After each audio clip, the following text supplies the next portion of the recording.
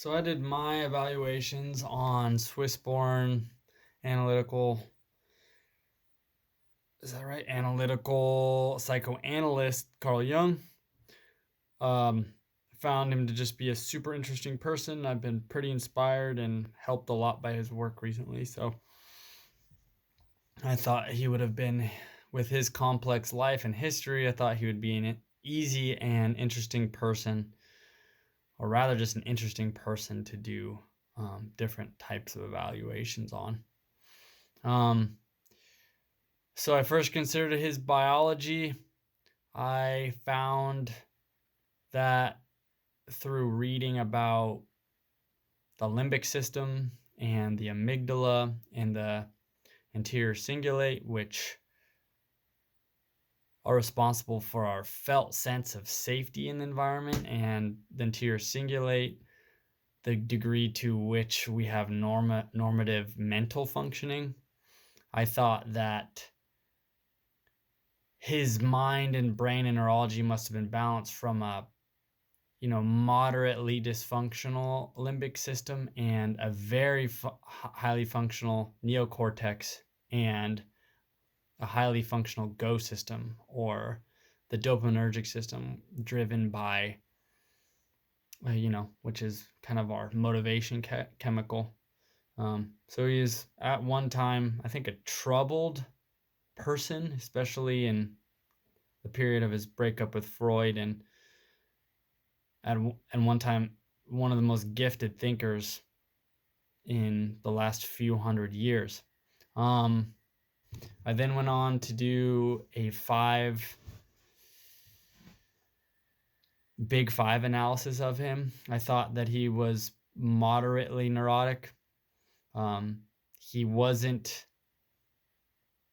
always overwhelmed by his negative thoughts, but it definitely impacted him and it definitely impacted his work.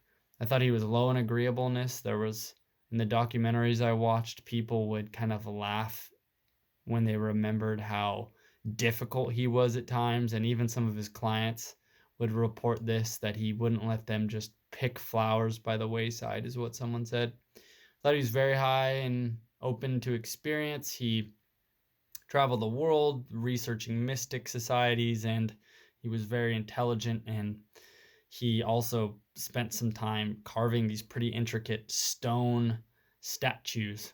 I thought he was probably low in extroversion, pretty introverted person. He was found when he was a child. He spent a lot of time sitting by himself and contemplating things out in nature. I thought he was high in conscientiousness. He was a very hard worker. He was a psychiatrist before he created the field of analytical psychoanalyst, um, psychoanalytic. What is it? Analytic psychoanalysis. Um, yep. So moving on, we have the next thing I compared him with was an evaluation on his thoughts, the collective unconscious, the persona, the shadow, and the influence of archetypes on human personality, with the humanists and existentialists, that grappled with the questions of, why am I here?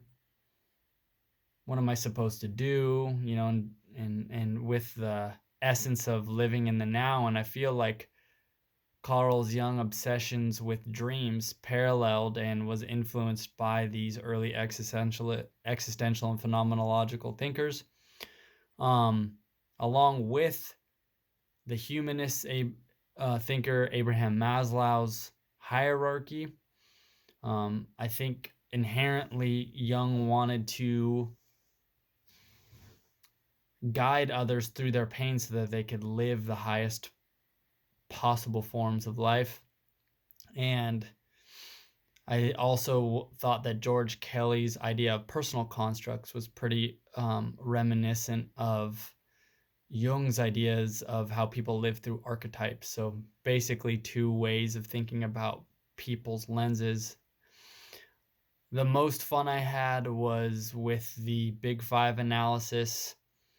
I just putting myself in Jung's shoes and trying to think how he thought and how his brain worked and how he rated on certain personality traits was fun for me. Yep.